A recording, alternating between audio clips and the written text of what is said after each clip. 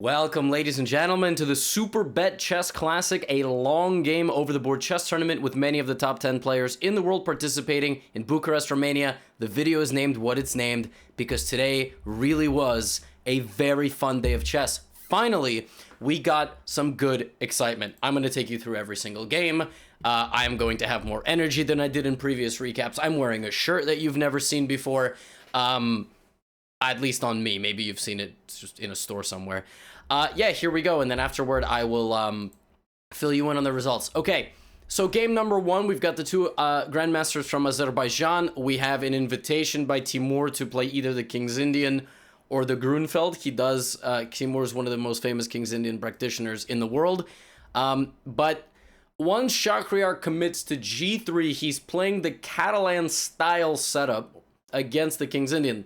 It's not actually called the Catalan because black hasn't played e6, d5, but it's called the Fianchetto, Hot Cheetos, King's Indian defense. And so instead of that, Teimour just plays c5 rather than the traditional d6. And this is kind of the way top-level chess works.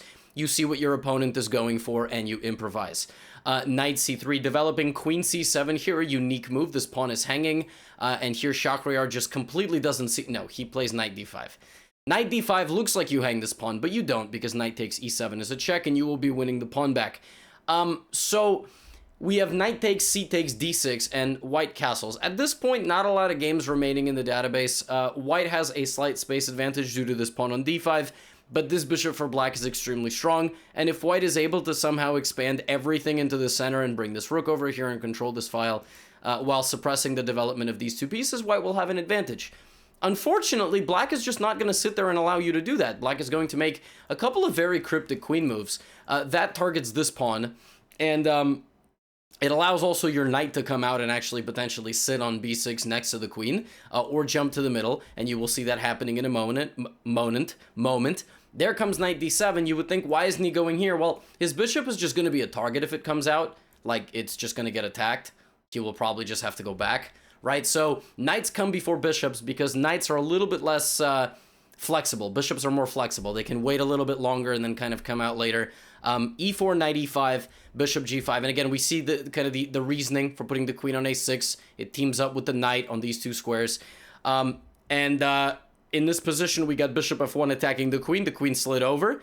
Radjabov could have played bishop b5, by the way. And if anyone's confused, like, why this entire time Mamedyarov hasn't grabbed the pawn which looks free, it's because it's not. Here, Teimour would play this shocking move, knight d3, and white is in serious trouble. By taking the pawn on e7, you've completely negated all of your dark squares. You cannot put 3 pawns on light squares in front of a light squared bishop and have your bishop wandering off on the dark squares, because if you were to save your rook, let's say with a move like rook to e2, I have queen b6 check, and you're just dead. I mean, I'll play knight f2 check after I kick your bishop out. You're in serious trouble. So rather than getting involved in all of that, the bishop comes back to e3 to meet this check, and here the players shuffled back and forth. Now you're going to say, Levy, you said this was a fun recap. What the hell is this? Why is there a draw on my screen in 3 minutes? I promise this is the only boring draw of the day, okay? I promise. We had fighting chess. So, I will take you to our second game of the day between Anish Giri. Actually, first I'm going to take you to our second game of the day between MVL and Constantin Lupulescu, okay? Giri will come third. Maxime begins against the Romanian with the French. Well, actually, he plays e4, and the Romanian goes back to the French defense, which he played against Fabiano Caruana, although very unsuccessfully, but clearly not frightened by that. Fabiano in that game had played the move bishop to g5, which is one of the main lines. In this game, MVL advances in the center and plays like this. This is the classical variation, the Steinitz. This is all played before. And here, black has a variety of plans. Personally, here with the black pieces, I don't play the French. I'll play the Caro-Kann. But when I have in the past played the French defense, here with the black pieces after bishop e3, I've played many setups. Usually I'll play something unique with b6. That's kind of trendy. a6, b5. But Lupulescu takes and plays queen b6. And basically his point is, haha, you're pinned, you can't move your horse, but also I'm going to take on b2. And here MVL just, I mean, he's having a rough tournament. He just hangs this pawn, which is kind of insane. The fact that MVL just blundered this pawn, he just didn't see it. No, I'm kidding. This is theory. This has been played before. Essentially, you bait in the queen, and then you kind of say, well, okay, you've won my b pawn, but you've activated my rook. One of my pieces can come to b5 or my knights and try to get into c7. And MVL does that. He plays bishop b5. We have a trade, takes. And here, normally, what white does before they take is they play this. And that sends the queen all the way back, blocking the development of your piece, and then you play this. Actually, there's even variations. I believe that black sometimes gives a check. It's the strangest thing ever. Instead of that, MVL plays a move which is far more rare, which is taking the pawn right away. And that's considered bad because you haven't kicked the queen out. Like, the queen still maintains pressure. And since the dark squared bishop hasn't been negated in its movement, it moves. Now, I don't think this is a case of MVL forgetting that you have to play rook b3 first. I mean, I don't know. Maybe it is. Maybe they talked to him after the game. But I think he was coming with something in mind. So castles, black plays bishop c8, and the rook is a little bit offside. So rook b6, and black castles rook b1. Maybe this was MVL's idea. His idea was that when they get into this endgame, that he is just a little bit better. He has the knight versus the bishop. This is known as the French bishop. It's the light squared bishop on c8, and it's bad. It's blocked in on both sides. Oftentimes, this knight tries to maneuver to d4 in these French structures. You will see that happen in a moment. But Lupulescu finds this opportunity to activate his bishop just as white drops back, right? Despite white having dominant control of this file, despite this a-pawn being a little bit maybe a target, and then this knight is going to come and the king is going to come. White has everything white wants, but black is just in time. Rook c8, and now you're going to trade a pair of rooks, and black just plays g6. And black basically says, yeah, my position's passive, but you can't win any of my pieces. So he plays king e3, which is everything that I said was going to happen, and a3. And by the way, if you're wondering why the pawn on c2 is not getting taken by the bishop, it's because the rook can pin the bishop to the rook, right? So now he takes. He takes because there's no back rank mate, okay? There's no back rank mate. And also this move, the rook is guarded. That's the big difference.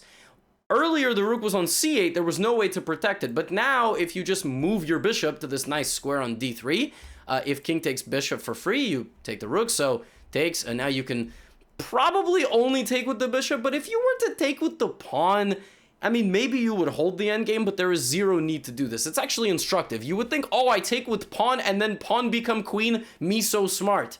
Me learn so much from Gotham YouTube videos. No, you learn not so much. You learn from Eric Rosen YouTube videos. Bishop takes c4 is better because this pawn stays a pass pawn and is guarded. You see, when the pawn goes here, your bishop has been killed off. You cannot push because you lose your bishop and then your pawn. And where's your bishop going? f1? Okay, g4, g5. I mean, and then I'm just going to go for this pawn. So you actually need to keep your pawns together, but that doesn't really change the objective evaluation of the position. The bishop cannot go away from guarding the pawns. The king is going to walk over. And you'll notice that actually white makes a tremendous amount of progress. h5 is a nice move. Here, if MVL had taken en passant, he would have just been in a much worse endgame. He would have activated the king. Anarchy chess, folks, en passant is good. It's good. You've converted me, but not always. If he had taken here, he would have lost. Maybe. So the king got close, but the thing is, even though you can get to this pawn, you can't win it. So even though you can get as far as you can with that king and knight, as far as you can't win it. If you get your king and knight here and win this pawn, I'm going to promote my d-pawn, which is another reason you needed to keep this diagonal open so you didn't advance your pawn, and that's perhaps the only instructive moment of the game. MVL experiments with rook b7, and it doesn't work. It's just a draw. Good defense there by Lupulescu. Confrontational game nonetheless. Now, Anish, Giri, Levon, Aronian. Well, what do we know? We have a Catalan. Anish did this against Teimour. What does he come prepared with this time? This time, dc4, bishop g2, and we have the move c5. We've seen the Catalan a few times in this tournament. Shahriar played bishop b4 with knight c6, knight d5. Teimour played a different line altogether. He played the classical with bishop e7 and short castle followed by dc4, and Aronian plays c5. That's the beautiful thing about chess. There's a lot of variations. The problem is when they're in the hands of the best players in the world, especially when they have a lot of time on the clock, they take very little risk for understandable reasons, and frequently the games do end in draws.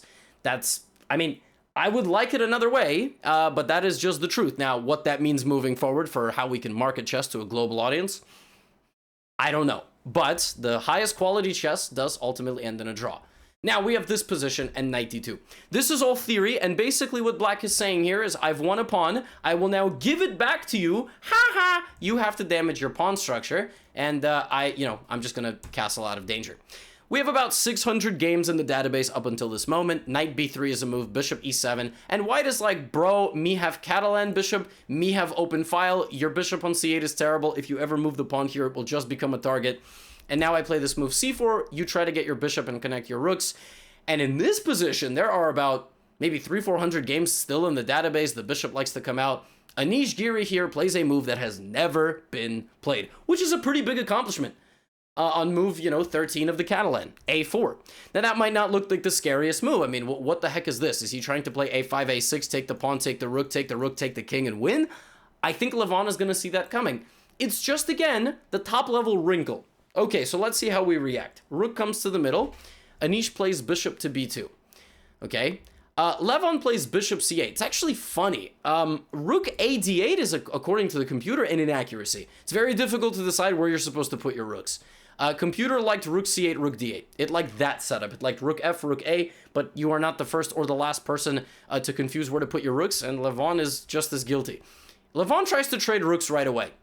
Anish plays knight d4, because this move very much complements this bishop, right? Now that knight opens up the bishop's path, and white is very happy. And actually, Anish gets everything he wants in the opening. Literally a dream come true. Everything about this position makes sense. He got the knights traded, and I would imagine that this position is not still in Anish's preparation. Maybe it is, but the idea behind a4, a5 is now justified, and you put pressure on the queenside pawns. All right, Anish, take us to the promised land. Now, I'm curious if AlphaZero here or Leela would play this move. This is a move that computers love. They love to just plant pawns on the 6th rank and then build around and try to get to a7. But Anish takes because he's a human, but still taking is very good because the pawn is just a weakness. It's just a weakness. And Anish plays bishop c6. Now, computer hated that move because it's a computer. At least my computer hated that move. The computer liked the very cryptic bishop back to e3. Again, I think trying to make way for this plan, also activating the rook. Black might jump out like this. And there's some positions you basically just go all in on the queen side. You get your bishop out of danger. You move the rook away. You surrender control of the d-file to your opponent, but you are threatening this infiltration. This is weak. And that seemed like the best way to maintain this pressure. But because Anish went forward, it gave black just enough time to trade off pieces. That's all black needs, to just trade off. And then black will be able to defend this position. So Anish plays this nice move, bishop b5, and Levon here finds a cool, aggressive idea, g5. And the point of this is to, first of all, stop me from expanding on this side, open up a little bit of space for my king, and we saw Shahryar do this yesterday in one of his games. Oh, you didn't see that? Oh, you didn't watch yesterday? You didn't watch my recap yesterday? Oh, you did, but you didn't have... You were watching in another tab. Oh, I see. I'm just background noise to you. Is that what this is? Yeah, we'll talk after the recap is over. So f4. F4. Anish kind of falls for the bait a little bit here and goes for the expansion on the side. Apparently, Anish should have played f3 and slow played it. Just slow played it structurally. King f2, e4, brought his king a little bit to the middle, but he played a little bit aggressively, and now, Levon is snapping off the pieces. He's going for the rook trade. Rook a7 infiltrating by Anish. And now a cool idea here by Levon, e5, which just looks like the blunder of a pawn, but active defense. And he goes knight g4. You've got doubled isolated e-pawns. It's not the prettiest thing in the world. The only way white can hang on is by playing rook e7, at which point I believe that Levon's idea must have involved some bishop e6, where he would have blocked the pawns away from each other. And again, scumbag computer wants this. And it just wants you to sit here and say, oh, you're stupid for giving me this pawn. And also, I'm threatening rook takes bishop, removing the guard, and then this. So that's what I wasn't threatening it a move ago because you could take my rook. Here, apparently, the best move for black is this. Because after rook e6, which looks like you're making progress, I have the absolutely ludicrous rook to g8. I don't even take your rook. I open up this, and I'm going to move my knight with discovered check and win this. But again, the computer is a scumbag. It doesn't pay its rent. It sits at home. It doesn't work.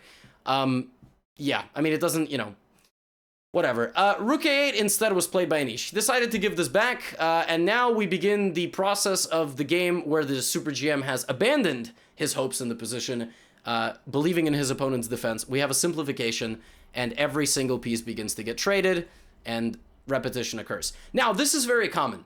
Very common at the top level. Like, a person applies pressure for a while, the other guy finds defenses, and the guy just say, okay. But again, this is a fighting game. I mean, Anish introduces a move never played. Now it's going to get studied to the death and beaten to death and probably will just be found out to be a draw anyway. But credit to Anish. Wish he would have found a couple of more accurate moves, not because I don't like Levon, but because I root for Anish to win his games. I like when Anish succeeds. Anish, you watching? Sometimes he watches. I don't know. Someone tell him. All right, someone tell him. Now, we move on to the game between Alexander Grishuk and Bogdan Daniel Diak, who's having just an outstanding event thus far. He still has many games to go. And Grishuk is just a gangster. I mean, what more to say? A man played the candidates in a cast because, you know, he was beating people to a pulp in a back alley for some extra money. Grishuk takes the strategy in this game of just, all right, I'm gonna play the Queen's Gambit with the 2 knights, and let's see what this young guy has for me. Turns out Diak is like 19. I thought he was like 21. Nope.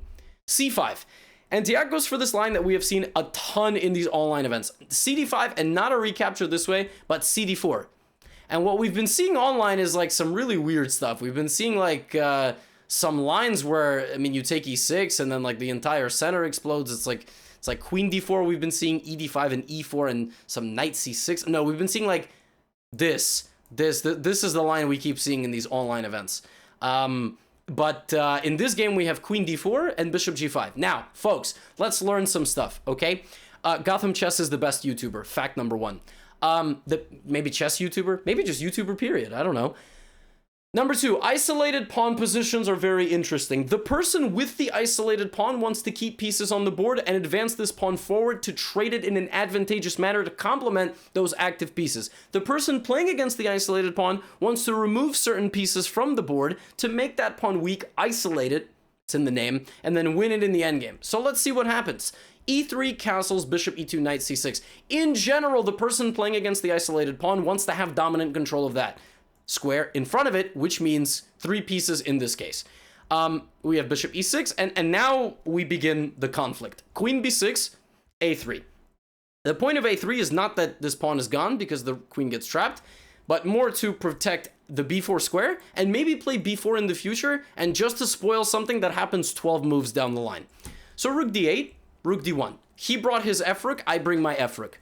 He might bring his A rook, and I will also bring my A rook, but we have knight to E4. By the way, here, even though white controls this square more than black, black can actually play this move. Why? Because let's say white takes. Black has G5, tactical resource, and G4. And actually, Bogdan could have gone for this. Well, I don't know. Yeah, Bogdan Daniel. I thought I called him Daniel. I was like, that's his second name. He could have gone for this. And then it would have been up to Grishuk to take with the knight. There's always these tactical resources. He decides to go for this, but the thing about this is it's wrong. I mean, it's just wrong. I mean, you trade you're trading pieces, and you see what I'm saying? He traded bishops, and now he traded another set of pieces. This is only ever going to help Grishuk in the long run, because that pawn will become a target. So what does Grishuk do? He chills. I mean, he maintains, control of that pawn. We have rook c4, so he trades, and he takes the pawn. He's won the pawn. Grishuk played this perfectly. Now it's up to Diak to fight back. He's going to need to either win the pawn back or hold the pawn down endgame. So first he does this, and he trades, and now we have all the fat pieces on the board, the heavy pieces. Queen and 2 rooks, queen and 2 rooks. Grishuk is up a pawn. Rook d6. Now, let's also not forget, this is a long game. So their time is ticking down. You got Grishuk, who spends all his time. There's that move b4. And you have Diak, who's probably going to play a little bit slower because he's playing Grishuk. Grishuk has a tendency to lull his opponents into a state of, just tranquility, to also play very slowly along him. We have a transformation. The pawn has been won back, but not really. It's an illusion because the back rank has been cleared. So we have this. Now he's given up the extra pawn to get a 2-on-1 on the queen side. That's nice. That is definitely an advantage. So we have queen to d2. We have queen c5 and g6.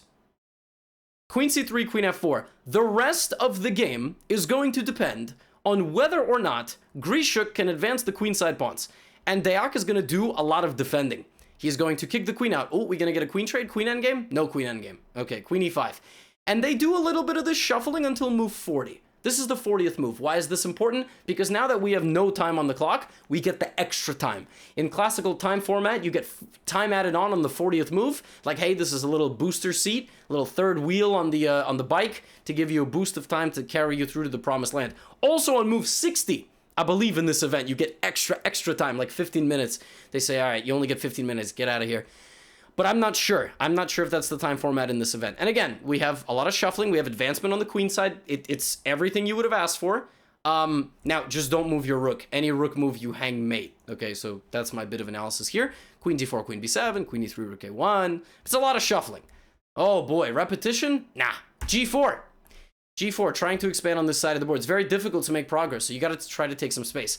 Grishuk is doing all he can to keep this game alive. We have rook d4. Oh my god, my rook. Queen takes queen, still offering a trade of queens, and finally we have rook takes a4, but the same way that Grishuk infiltrated on b8 to win the a7 pawn, he now infiltrates to win the b6 pawn. Why did Deac allow that? Well, I mean, I wish it was so easy.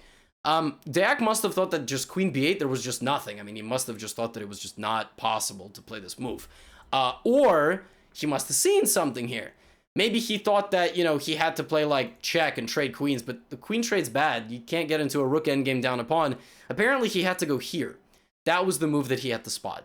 And basically the point is that you go down 2 pawns, but active play against white's king. That's what he had to do. In a lot of these endgames, you can part with the pawns if you can create sufficient counterplay on the opponent's king. That is the only way you will hold these endgames.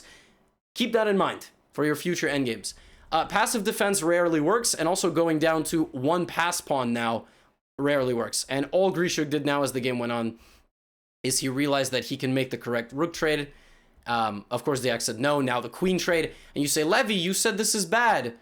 Yeah, I said it's bad for Bogdan, right? I mean, you got to trade queens the right way. Also, this is just a free pawn now. So he doesn't trade king g2, and he plays queen a8 check. Queen f8 to threaten f7, and the game is over. Game is over. You have to trade rooks, and now, again, why back here? Diagonal. You have to cover the only weakness, which is the diagonal, and then this, and the game is over. Deac resigns. So Grishuk does everything right in this game, as far as I'm concerned. That was like the most... I mean, he made some inaccuracies, like, again, the queen d5 and the active counterplay, but the point is this was the perfect game to play, it seems, against Deac. The major advantage that you are going to have at this level compared to a guy like Deac, who's in his 2600s, young guy, first time playing at this event, long, positional, strategic game. He's an exceptional player, but it feels like that's where these guys are going to beat him. This guy's 19. His memory is probably off the charts. He's probably got a brilliant tank of ideas in the opening. So you're not going to beat him there. Maybe you will, but not without revealing a ton of your secrets. So Grishuk wins a big game. And that brings us to the thumbnail of the video. Wesley as an anime girl photoshopped with a Uno reverse card. This was a wild game, folks. This was a really, really complex game. Here we go. Wesley begins with c4, the English, and rather than the boring symmetrical Fabiano, Fabiano says e5. This is the most testing line against the English. g3, bishop g2, and nowadays they are playing c6, d5, or they are playing d5 right away. And that's what they do. But Fabiano plays bishop c5 first. Wesley plays a super rare move, looking for some sort of transposition to something maybe. And we have c6 now. And even though we went from a position that has been played probably like 25 million times, that's an exaggeration, but you get it, to a position right now that's been reached like 3 times, ever. And the point is that black never played d5 and white never went for d4, which is kind of the whole point. Like, white is trying to do something in the middle, and so is black, but neither one of them did anything in the middle. Until now, when Wesley spent 2 moves playing d4. Like, super weird. And basically saying that this transformation is good for him. Why? More activity. You've put a bunch of pawns where you would maybe like your pieces. Like, if I just play h3, where the hell's this idiot going? He's not going here or here. He's not going to go there. I'm going to take. And again, just like in Anish's game, the Catalan-style bishop. This bishop on g2, big boy. Standing on g2 like, I see the entire board. No one dares question my domain, right? So, rook b1 to try to advance on the queen side, and now e3, very solid. Fabiano goes for queen a5. The bishop looks to target this, and that's exactly what Wesley uses to his advantage. He hits both pieces, and he goes for the bishop pair, and drops back. and he escapes like a bandit in the night. He's the only one on the board with a dark squared bishop. He will most likely put it here, play e4 to repel the light squared bishop, and he's going to be happy. But not before queen d3 is cracked on the board, and a big decision. Do you play knight f4 and give me this pawn, or do you defend the pawn? And nah, Wesley's going for... You could take my pawn. Not only can you take my pawn, I'm actually going to trade on the queen side with you, opening your rook and shutting down my own play to force your queen out that way, because the queen can't return home. See, everything is covered, so the queen has to go out this way.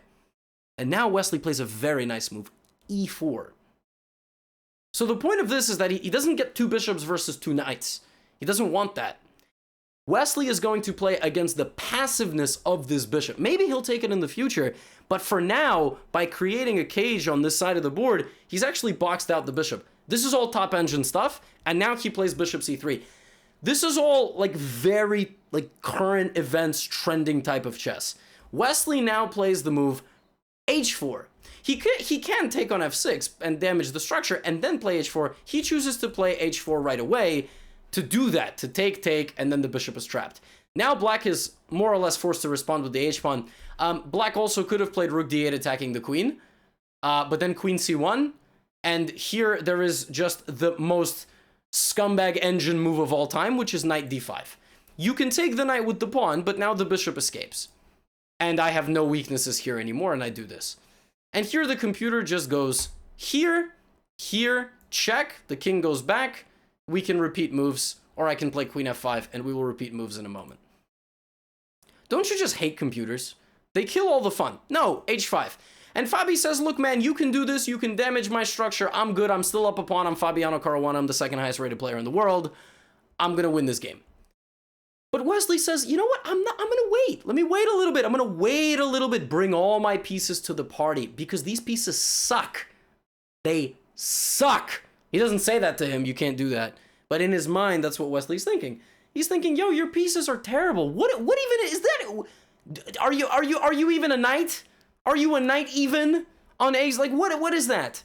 So c4, trying to trade some pieces, but now takes. Now we have the cash out process, or cash in, or whatever.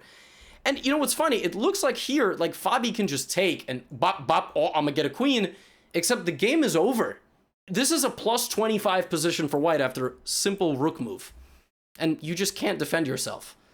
This queen's been totally boxed out of the game. Black is playing without a queen and a knight. Like, good luck. That's 12 points of material. That's not going to work. Not at this level. Maybe for guess the elo. Not at this level. So, queen c5 check attacks the king and tries to get him, tries to just drop back and say, all right, this is another thing that super GMs do. They take their worst position under attack and they go down to a worse endgame. They try to hold the endgame because all you're down is a pawn, but you're not. The problem is you are down a full piece. Like, you are playing without a piece while my knight, it continues to exert pressure. Now, how do you win a position like this where you have 1-on-2, which technically shouldn't be good, but you've got active pieces? Make the right trades, activate your pieces in a coordinated manner, and finish your opponent off with pawn play. Those 3 things. First, rook to d6, activating a piece, putting some pressure. Black weakens the light squares. Now you jump in and make the right trade. Black's only active piece has now been negated. This bishop's going to try to come back and gasp for air. And where's it going? Now c5. 1 pawn fixes 2 pawns. Now en passant comes in handy, right? So bishop f7, do you make that trade? Not yet. Let's not yet make that trade. Let's apply that pressure to those pawns. Another very common idea, same color bishop endgame. Your pawn should be on the opposite color to fix the pawns. You understand? Your bishop is a light squared bishop. If black had a dark squared bishop, black could win this pawn easily. But that is exactly how you play it. Look at all of black's weaknesses. This is a nightmare of an endgame. So now we have rook e5, and so Fabiano tries to bail out and get the 2-pawn down endgame, but at least get some activity. But this is just lost. I mean, even though you have the 4-on-2 on this side of the board, it's just nothing. And the way he wins is he just, you see what he did? He brought his bishop to shield the rook, and now he's going to activate his king, and that's exactly what he does. His king and bishop come forward together, and Fabiano plays a little bit longer, but this is just torture. And the final move of the game, pawn play is now activated, g4. If h takes g4, I mean, you have a couple of ways to win. You can just continue like this, but you also just have h5. And if king takes, you're winning the bishop. So, game over. G4 and just a brilliant game by Wesley. I mean, what to say? Wesley, Uno reverse cards, all this boring draw nonsense, plays an absolutely stunning game of chess. But again, it was only made possible because Fabiano played e5 and because Fabiano, right? So this is the conundrum, if that's the right word to use. If Fabiano had sat down and played c5, we might have seen a 30-move draw. Like, who knows what is the 30-move draw? But because he chose to fight, he lost. And that is the super GM argument. They're like, why would I take any risk? Look, Fabiano took risk and he got outplayed. He allowed his opponent to play a brilliancy. But this is the stuff the spectators want to see, right? So maybe these guys are happy with the show money that they get to come to these tournaments and the prize funds that they're getting now. They don't need to boost their prize fund by 2x with more sponsors and more live viewers. Maybe this is their argument in and of itself. But let me tell you something. As a spectator and as the GothamChess recapper, if that's an official job I can put on my tax return, I like this stuff. But Fabiano doesn't. He just lost like 6 rating points. He's dropped down he didn't drop down in the rankings, but he's running the risk of doing that. So that concludes the 4th day of action, 5th day of action, 4th day of action. And let me just tell you the standings. 4th day of action. These are the standings. Wesley So and Grishuk up top now. A lot of shuffling, a lot of jostling. But that gap between first and last is still 1 point. So we're going to have to go a little bit longer before we have like a clear pull away. But there you go, folks. Hope you enjoyed. A little bit of a longer recap today. Good energy, though. Good games, with the exception of the first one. And hopefully we can keep this going moving forward. Peace out. Get out of here.